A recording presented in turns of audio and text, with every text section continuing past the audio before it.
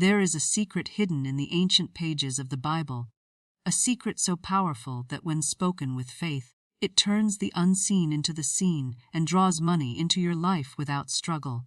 For generations, this truth has been overlooked, yet it was never meant to be concealed. It is the law of spirit, the law that governs increase, the law that transforms faith into substance. Money is not separate from God's abundance, it is a reflection of it. When you understand this secret and begin to apply it, you will see lack dissolve, opportunities appear, and provision flow in ways beyond human reasoning. This is not a promise for tomorrow, it is a reality for today, for those who dare to believe and speak the word in faith. In the beginning of all creation, there was the Word. The Word itself was the power that moved through the darkness and shaped light, earth, water, and every living form. The Bible declares that life and death are in the power of the tongue. That means that the tongue is not simply an instrument for sound, but the very gate of creation. What you speak carries a vibration that either builds your life or destroys it. What you allow your lips to confess becomes the substance of your days. If the tongue has the power to bring life and death, then it also has the power to bring wealth or poverty. Words are spiritual seeds. Every word planted grows into a harvest. A careless word plants weeds that choke opportunity. A faith-filled word plants divine seeds that spring forth into money, prosperity, and abundance. This is the ancient secret hidden in plain sight. When you speak with faith, you are not just uttering sounds. You are commanding the invisible realm to align with God's infinite supply. You are giving a decree, and creation is compelled to obey. Money does not begin in the bank. It begins in belief. Belief is crystallized and activated by the spoken word. A man may believe silently, but unless that belief is given form through his words, it remains like a seed locked away in a jar, unable to grow. The spoken word is the act of planting. When you say, God is my unfailing source of supply, and money comes to me in perfect ways, you plant a seed into the soil of spirit. That seed is carried on vibrations unseen, attracting to itself the conditions, the people, the opportunities, and the ideas that must appear to make it visible in your life. The reason the spoken word is a key to wealth is because words do not operate in the small dimension of human limitation. Words move beyond the conscious mind into the subconscious and even further into the divine mind. The subconscious receives every spoken word as a command, whether it is spoken in truth or jest. When you speak lack, saying, I never have enough, the subconscious accepts it, and life arranges itself accordingly. When you speak faith, saying, I always have more than enough, the subconscious molds itself to that declaration, and God's universe begins to shift circumstances in your favor. This is why idle words are so dangerous and why affirmations spoken with conviction are so powerful. The secret is that money listens, opportunity listens, prosperity listens. The universe was created through sound, and it continues to move by sound. When you speak a word, that word is not lost. It moves forward, carving a path, drawing to you the mirror of your confession. If you confess limitation, limitation obeys. If you confess abundance, abundance obeys. God designed His law of prosperity to respond to faith expressed aloud. Faith is the key, and the spoken word is the door through which it enters the world. When faith remains silent, it is like treasure buried in the ground. When faith is spoken, it is like treasure uncovered and used to purchase the richness of life. Consider how the prophets spoke. They did not wait to see before declaring. They declared, and then they saw. They spoke into emptiness, and substance appeared. The ancient secret is that the act of speaking itself sets divine forces into motion. It is not man's personal power, but God's eternal law responding to faith. The individual who learns to master his tongue, to bridle it from lack and train it toward truth, masters the flow of prosperity into his own life. The Bible says, let the weak say, I am strong. Notice it does not say, let the weak think they are strong. It does not say, let the weak feel strong. It says, let the weak speak. Words transform weakness into strength, lack into provision, emptiness into fullness.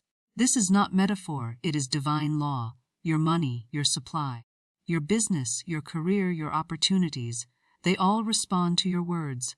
Imagine a person who constantly repeats, "Money is hard to come by. Life is expensive. I can't afford what I desire." They may not realize it, but each statement is a decree. Each repetition is planting weeds in the fertile soil of spirit. Those weeds grow into unpaid bills, sudden expenses, and opportunities missed. Now imagine a person who speaks, "Money flows to me freely and easily. God is my source, and I am always provided for." Their words plant seeds of wealth. Those seeds must grow. Doors open where before there were walls. Helpers appear where before there was loneliness. Work becomes fruitful where before it was barren. The spoken word not only draws wealth, but it also dissolves obstacles. When you speak faith, fear has no standing. When you declare abundance, lack must bow. The universe cannot hold two conflicting vibrations in the same space. Either your words of faith will push out poverty, or your words of poverty will push out wealth. That is why vigilance over the tongue is the safeguard of prosperity. The tongue is a wand, and words are spells. You cast either spells of bondage or spells of freedom every time you open your mouth. If your words are in harmony with God's truth, they release supply. If your words are in harmony with fear, they release limitation. The choice is yours. Speak lack and receive lack. Speak faith and receive money in divine right ways. This law operates whether one knows it or not. Many people unknowingly curse their own prosperity with words of doubt. They say, "It's impossible," and life obeys, making it impossible. They say, "I never get ahead," and the law fulfills that decree. But those who know the secret speak otherwise. They say, "All things are possible. Money comes to me expected and unexpected. God's riches are mine, and I live in abundance." Their spoken word becomes their reality. Even Jesus demonstrated this principle. He spoke to the fig tree and it withered. He spoke to the storm and it calmed. He spoke to Lazarus and life returned. His words carried authority because they were aligned with divine law. And the same authority is given to all who believe.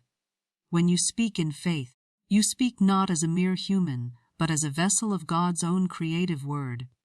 That is why your words cannot be empty, they are infused with spirit.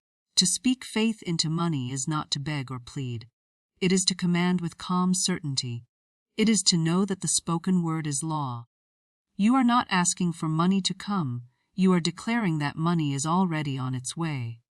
You are not pleading for provision. You are affirming that provision is already here. Your words affirm the unseen until the unseen becomes seen. The ancient secret is hidden in the simplicity of speaking aloud what you believe in your heart. It is hidden in the daily affirmations that seem small but carry immense power. It is hidden in the discipline of guarding the tongue from lack and using it to declare abundance. Speak, and your words will become flesh. Speak, and money will hear and obey. Speak, and the invisible will take form in your visible world. Expectancy is the hidden magnet of faith. It is the silent force that draws to you the very thing you prepare for. To expect is to believe not only that God can, but that God will, and that what you have declared is already on its way. The Bible tells us that, according to your faith, be it unto you. Faith without expectancy is incomplete, for expectancy is faith in motion. It is the inner knowing that the promise is already fulfilled, that the door is already opening, that the money, the opportunity, the prosperity you seek is already arranged in divine order, awaiting only your readiness to receive.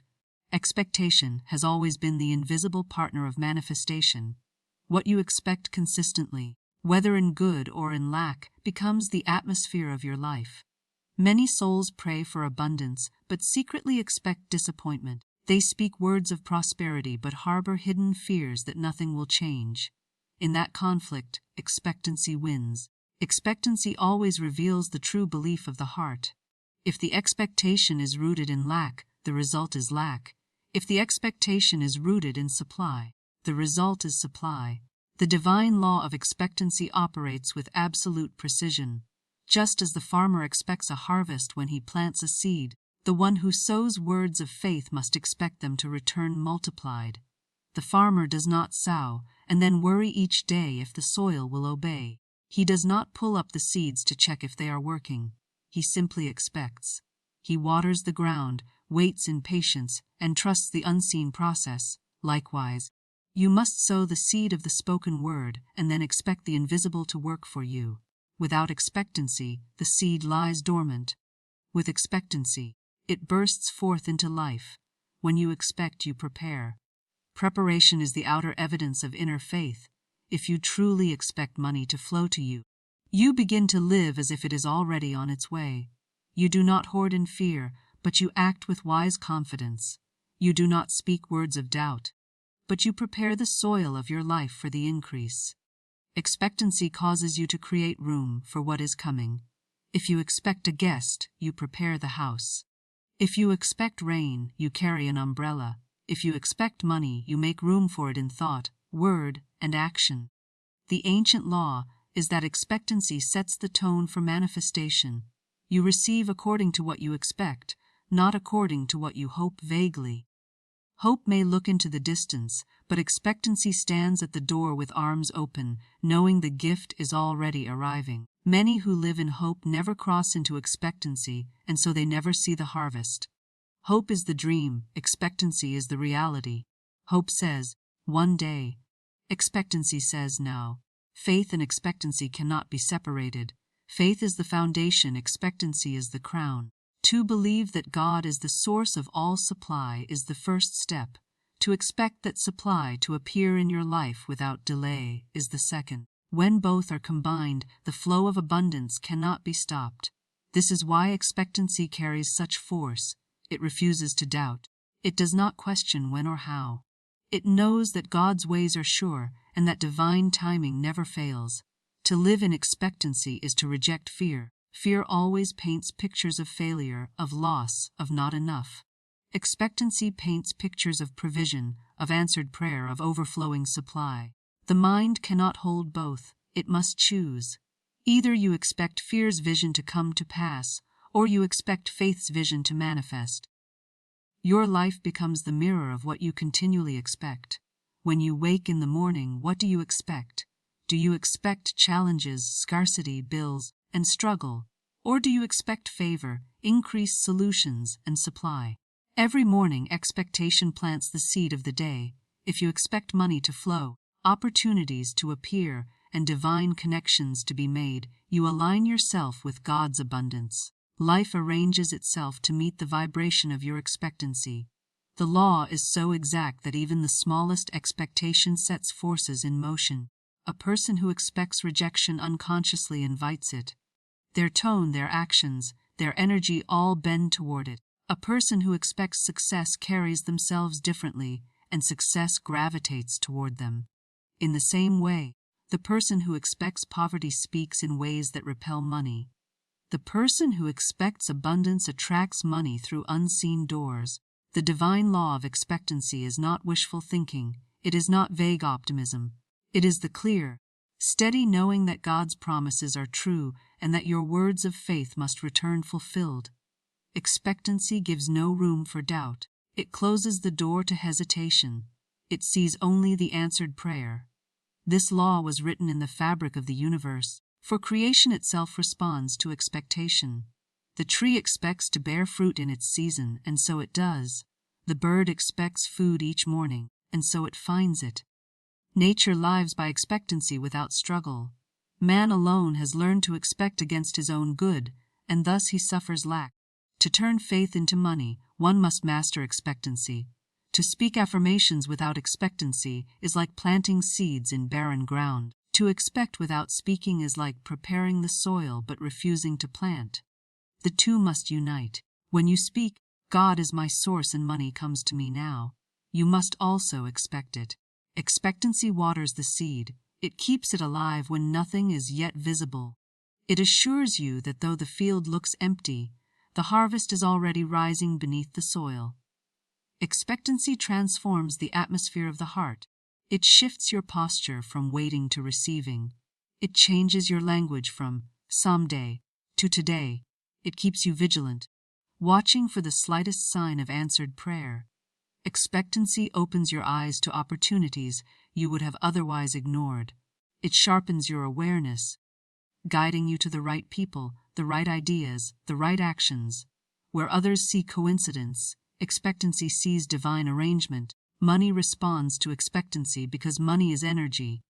It is drawn to certainty, not to doubt. It flows to the one who prepares for it, not the one who fears it. If you expect money to come easily, it does.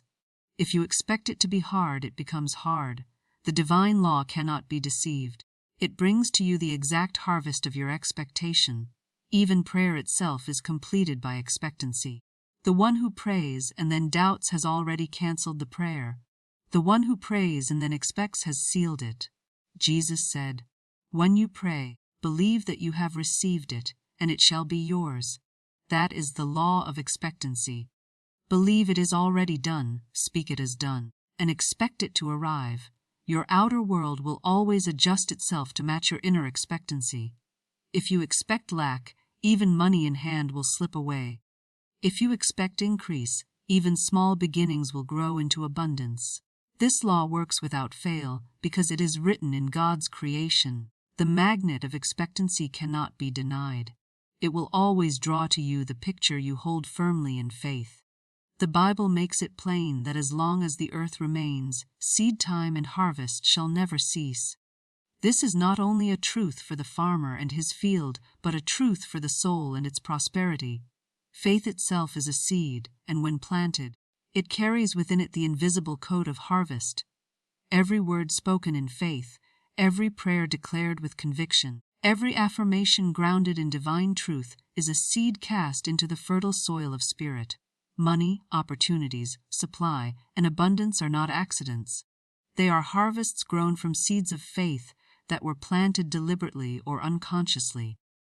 The ancient law is that you reap what you sow, and this law governs spiritual as well as material supply. Consider how small a seed is compared to the fullness of its harvest. A tiny grain planted in the ground becomes a tree, bearing fruit for years and even for generations. So it is with faith. A single word of faith, spoken with authority, can open rivers of supply that continue to flow endlessly. Just as a farmer trusts the process of the seed, you must trust the process of faith. The farmer does not look at his bare field and declare that nothing is happening. He knows the seed is working beneath the soil, even when his eyes seem nothing. In the same way, you must know that every faith-filled declaration is at work in the invisible, preparing a harvest of money that will appear in divine right timing. Faith is not measured by what the eyes can see, but by the unseen certainty planted in the heart. When you affirm that God is your unfailing source and that money comes to you in perfect ways, you have sown a seed. The soil of spirit receives it, the laws of the universe nurture it, and in due season, it must sprout into visible form. Just as the farmer cannot dictate the exact hour the seed will break the soil, you cannot dictate the precise path your supply will take. But you can be sure of one thing: the harvest will come. It cannot fail, for the law of seed and harvest is eternal. The power of the seed of faith lies in its multiplication. One seed planted does not return as one seed, it returns as a field. One declaration of prosperity does not return as a single dollar, it returns multiplied, pressed down, shaken together, and running over. The return is always greater than the seed. That is why guarding your seed is so vital. If you sow fear, fear multiplies. If you sow doubt, doubt multiplies. If you sow faith in lack, lack multiplies. But when you sow faith in abundance, abundance multiplies beyond measure. Money, in its essence, is a harvest. It is the visible result of invisible sowing. Many think money comes by labor alone, but labor without faith becomes toil.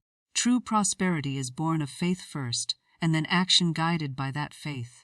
A man who labors in fear, saying, "I must work hard or I will have nothing," sows seeds of struggle. His harvest is exhaustion and scarcity. But the one who labors in faith, declaring, "My work prospers because God prospers me, and money flows to me from seen and unseen sources," sows seeds of ease and multiplication. His harvest is fruitful work and abundant supply. The seed of faith also teaches patience. Just as no farmer plants in the morning and reaps by nightfall, so no word of faith may be expected to manifest instantly. There is a divine timing, a season in which the seed matures. Many lose their harvest because they uproot their seed with words of doubt. They speak prosperity one day and speak lack the next. They affirm abundance in prayer, but complain of scarcity in conversation. Every complaint is like a hand digging up the seed before it can sprout. Every declaration of lack cancels the growth that was underway. To keep the harvest safe, one must water the seed of faith with constant affirmations of truth, protecting it from the weeds of fear and doubt. A secret of this law is that every thought and word is a seed, whether planted consciously or unconsciously. If you constantly repeat that money is scarce, you are sowing that seed, and the harvest must appear. If you constantly declare that God's supply is endless and that you are in harmony with it, you are sowing that seed, and the harvest must appear. The universe does not choose which seeds to grow, it grows whatever is sown. That is why vigilance of thought and speech is necessary. Only plant the seeds you desire to reap. Only speak the words you wish to see take form. The harvest of money from the seed of faith comes in many forms. Sometimes it appears as unexpected income, sometimes as opportunities that lead to increase, sometimes as forgiveness of debt, sometimes as gifts, and sometimes as ideas that generate wealth. The soil of spirit chooses the perfect form for your harvest. Your role is to sow and to expect. Leave the manner of the harvest to God, for He knows the richest and most perfect ways to bring it forth. Faith is not blind wishing, it is deliberate planting. The farmer does not scatter his seed haphazardly and then walk away, he places it in the soil with care. In the right season, under the right conditions. Likewise, you must plant words of faith deliberately, with intention, and with conviction. Idle words are scattered seeds that often bring unwanted harvests. Faith-filled words spoken in alignment with God's promises are chosen seeds that bring forth prosperity. Even Jesus compared the kingdom of God to a seed. He said it is like a mustard seed, the smallest of all seeds, yet it becomes the greatest of trees.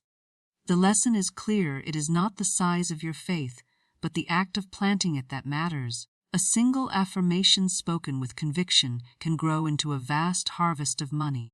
A small but steady practice of declaring God's abundance can transform an entire life. The secret is to never despise small beginnings, for the harvest is always greater than the seed.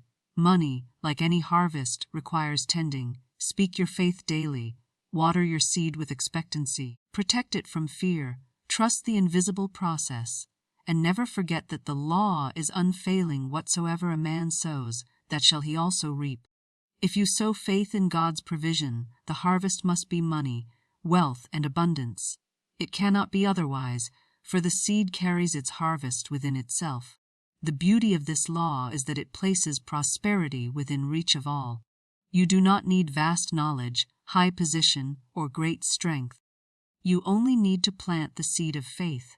The soil of spirit does not discriminate. It will grow the seed of the wealthy man and the poor man alike. The difference lies only in what they plant. One may plant faith in fear and reap lack. The other plants faith in supply and reaps abundance. Both are subject to the same law. The harvest also teaches that giving is a form of sowing. When you give with faith, you plant seeds of increase. What you release returns multiplied.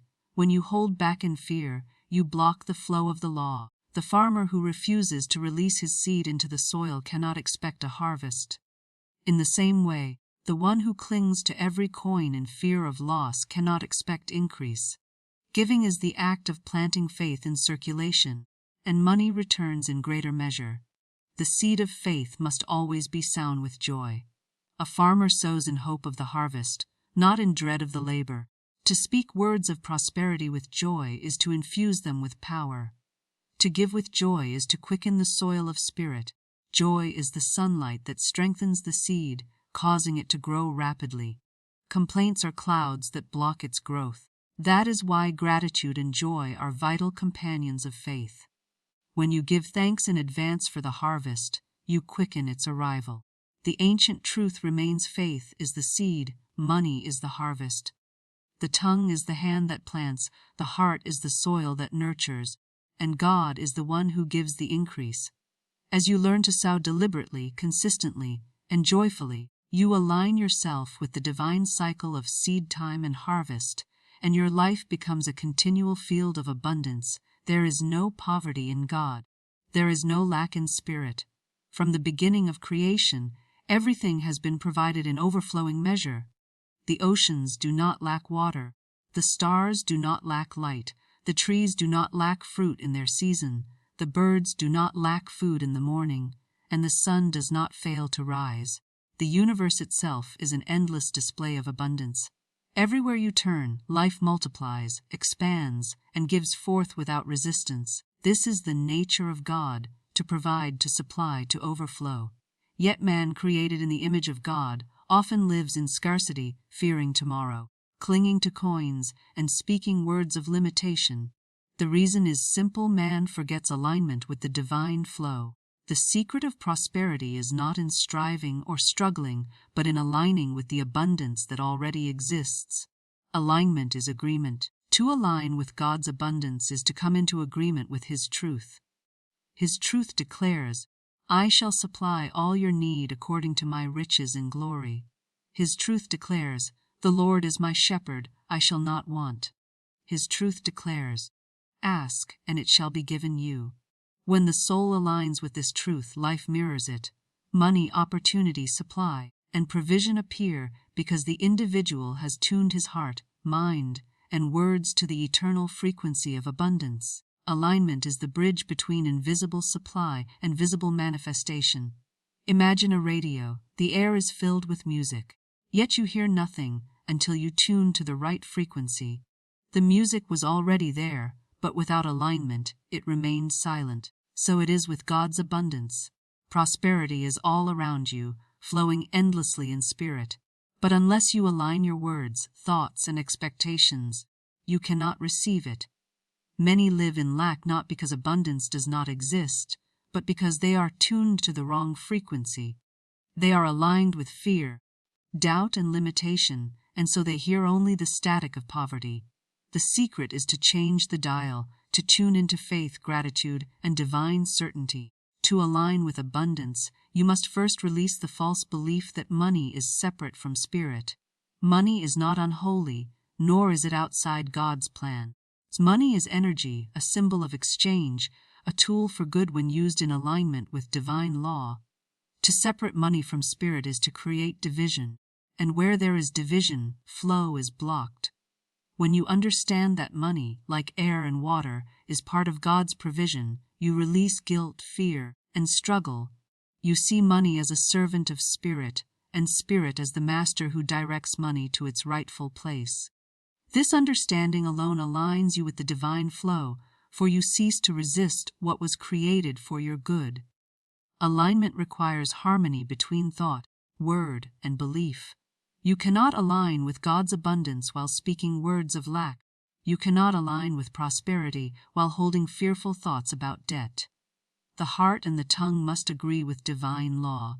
To say, "God is my source and I always prosper," while secretly fearing that bills will overtake you, is to divide your seed. Alignment demands wholeness. Speak only what you believe, and believe only what aligns with truth. When your inner conviction and your outer declaration unite, the current of abundance flows freely. The ancient secret of alignment is trust. Trust is the proof of faith. To trust is to rest in the certainty that God has already supplied, even when the evidence has not yet appeared. Trust aligns you with the rhythm of divine timing. Just as rivers flow without force, trust allows money to flow into your life without strain. Anxiety blocks alignment. Fear creates resistance. Trust opens the channel. When you trust, you no longer chase money in desperation. You magnetize it through calm assurance. The one aligned with abundance does not speak of survival, but of overflow. They do not ask, "How will I get by?" but affirm, I always have more than enough. This shift in language creates a shift in reality. Life becomes generous to the generous soul. Doors open to those who expect them to open. The universe bends to those who stand in alignment with truth. Alignment is not about forcing circumstances, but about embodying certainty. It is the quiet knowing that since God is abundance, and I am His child, I too must live in abundance. Alignment with abundance also requires the release of fear-based habits. Hoarding money out of fear of loss misaligns the flow. Resentment toward others who prosper blocks your own prosperity. Doubt in God's ability to supply creates a gap in the current. The aligned soul rejoices in another's success, for it is proof of the same abundance available to all. The aligned soul gives freely, knowing that what is released returns multiplied. The aligned soul blesses money, blesses bills, blesses every exchange, for they see spirit moving in all forms. When you align with God's abundance, money becomes effortless. Opportunities arise that once seemed impossible. Ideas flow that generate increase. People appear who carry answers and resources. This is not coincidence, it is alignment. You have tuned into the station of divine provision, and the music of prosperity plays in your life. What others call luck, you recognize as law. What others call chance, you know as alignment. Jesus Himself taught alignment when He said, "Seek first the kingdom of God and His righteousness, and all these things shall be added unto you." To seek the kingdom is to align with spirit. To align with spirit is to enter the current of abundance. The things you desire, money, provision, opportunity, are not denied to you, they are added when you align with the source. To seek things without alignment is to chase shadows. To align first with spirit is to receive both spirit and the things freely. Alignment is a daily practice. It is not achieved once and forgotten. Each day the tongue must be trained, the mind renewed, the heart focused. You align by speaking words of abundance. You align by meditating on God's promises. You align by rejecting fear and choosing trust. You align by acting as though the supply is already present, for in spirit it already is. Every thought, every word, every action is a step toward alignment or away from it. The wise soul chooses alignment continually, until it becomes their natural state. To live in alignment is to live in flow. Money ceases to be a struggle and becomes a natural expression of the divine. Just as water flows downhill without effort, abundance flows into the life aligned with God's law. The one in alignment is never anxious, never grasping, never doubting. They know that all needs are met, all bills are paid, all opportunities are present, because their supply comes not from man but from spirit. Alignment shifts the source of confidence from the external to the eternal. The secret is not in striving to create abundance, but in aligning with the abundance already created. You do not beg the sun to rise, you align yourself with its light. You do not force the tide to move, you align yourself with its rhythm. Likewise, you do not force prosperity, you align yourself with the flow of God's endless supply. When you do, you become a channel through which money, ideas, opportunities, and blessings flow effortlessly, and your life becomes a living testimony of the abundance of God. Fear is the great thief of prosperity. It is the silent shadow that clings to the heart and whispers of lack, of insufficiency, of closed doors, of unpaid bills, of loss, and of failure. Fear is not merely an emotion, it is a vibration, a declaration, and a seed. When fear is entertained, it takes root in the subconscious mind, and just like faith, it produces a harvest. The harvest of fear is always lack, limitation, and closed opportunities. Fear blocks the channel through which money and provision flow. Faith, however, is the sword that cuts fear at its root. Faith and fear cannot dwell in the same house. Where faith enters, fear departs. Where fear rules, faith remains silent. To live in prosperity, one must choose faith deliberately, for faith cancels fear and releases provision. The Bible says, God has not given us a spirit of fear, but of power, love, and a sound mind. Fear is not of God, it is an impostor, a shadow that vanishes in the presence of light. Faith is light, and when spoken aloud, It pierces the darkness of fear. Many pray for provision while secretly trembling at the thought of lack. They declare abundance but dwell in the fear of bills piling up. This contradiction halts the flow of supply. The law is exact: faith attracts, fear repels. Fear shuts the door that faith has opened.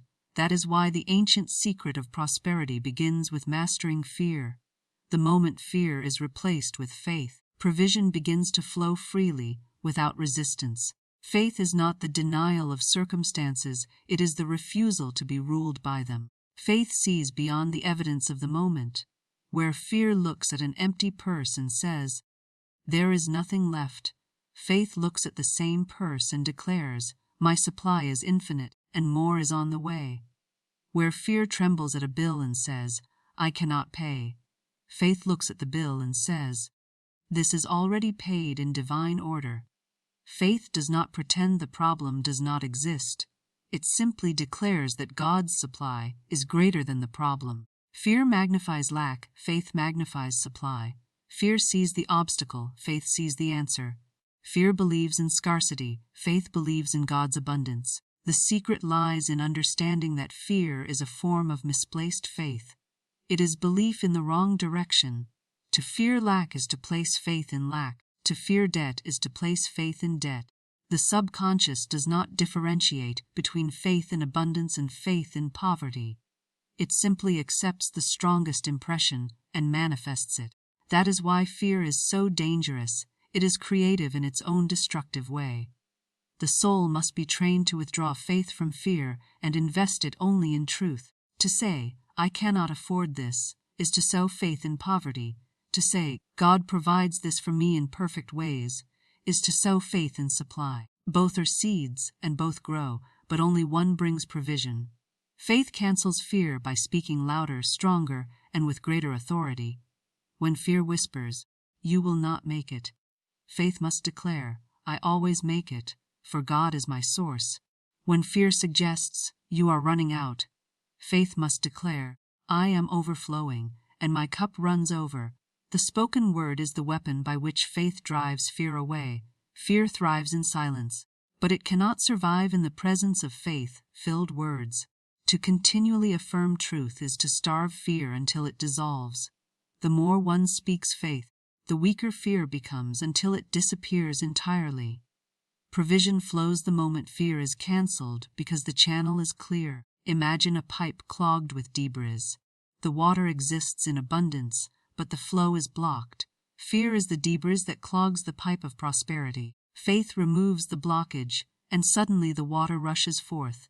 The supply was always there, waiting for the channel to open.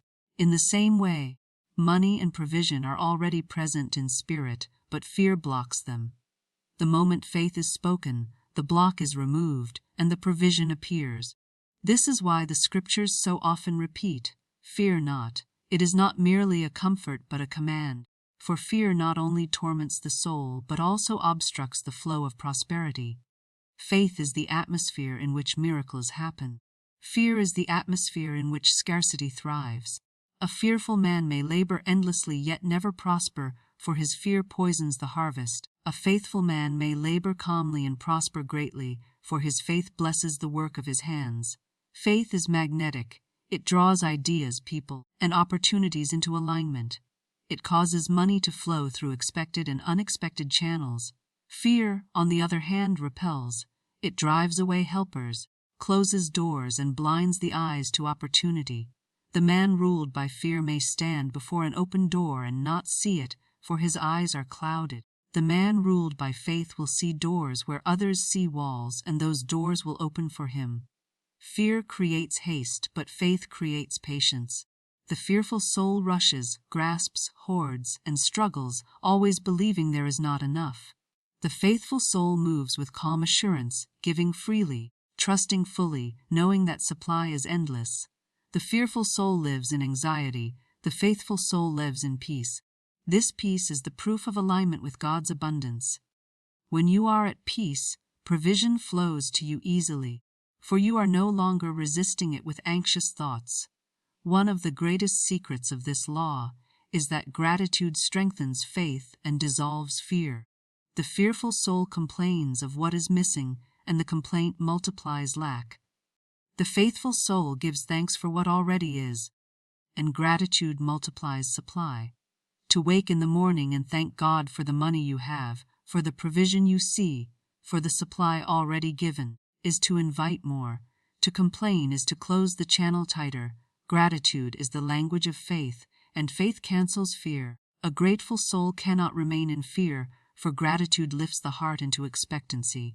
Fear often disguises itself as caution, wisdom, or realism. It whispers, "Be careful, you might lose," or "Be wise, do not give, for you may need it later." But true wisdom is faith in divine law.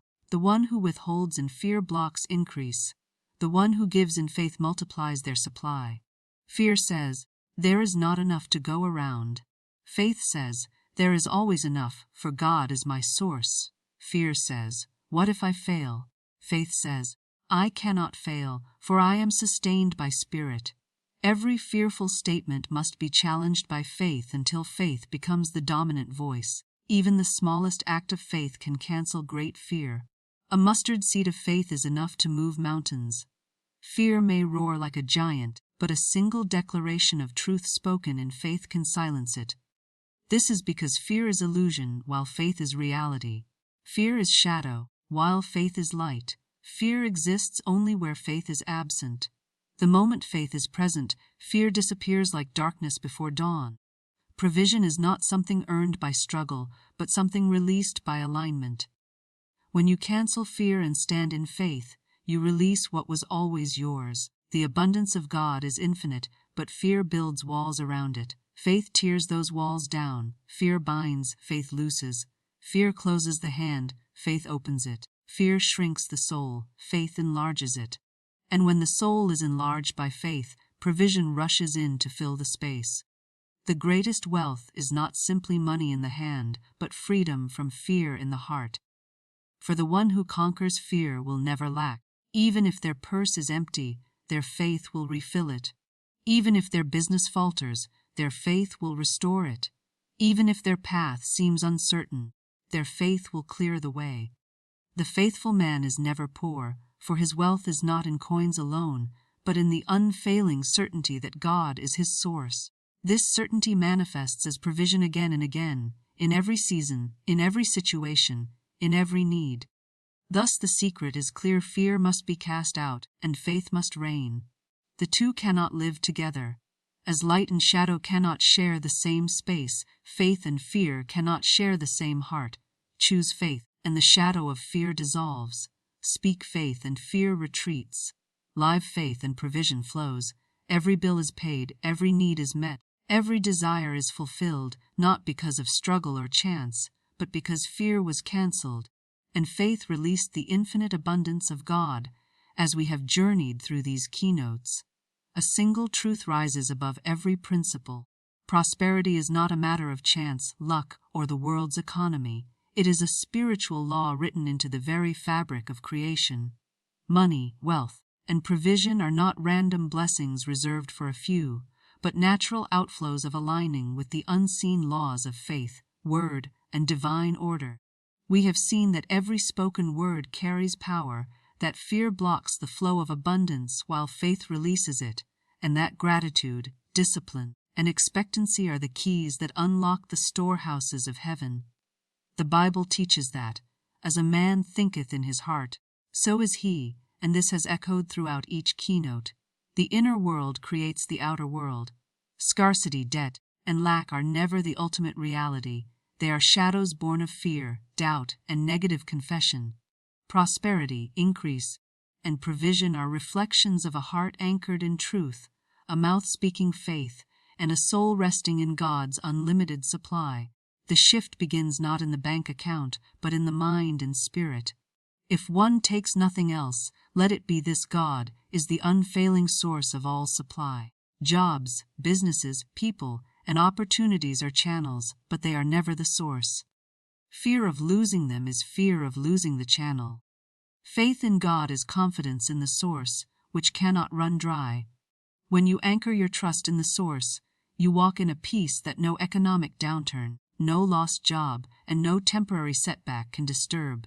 The supply may change its path, but it will never stop flowing. Each keynote has pointed us to the mastery of words, thoughts, and attitudes. Words shape reality. Faith cancels fear. Gratitude multiplies provision. Generosity opens the way for increase. Obedience to divine order secures prosperity. These are not mere theories, but living laws, laws that work as faithfully as gravity. They are available to anyone who dares to believe, speak, and act in alignment with them. Therefore, the invitation is clear: release fear, embrace faith, speak life, and expect provision. Let every thought be lifted, every word be seasoned with truth, every action be aligned with generosity and gratitude. When this becomes the way of life, prosperity ceases to be a pursuit and becomes a natural expression. You do not chase wealth, wealth flows to you. You do not fear tomorrow, tomorrow unfolds in your favor. You do not beg for supply, you walk in it, knowing that God's abundance is your inheritance, and no power on earth can take it away.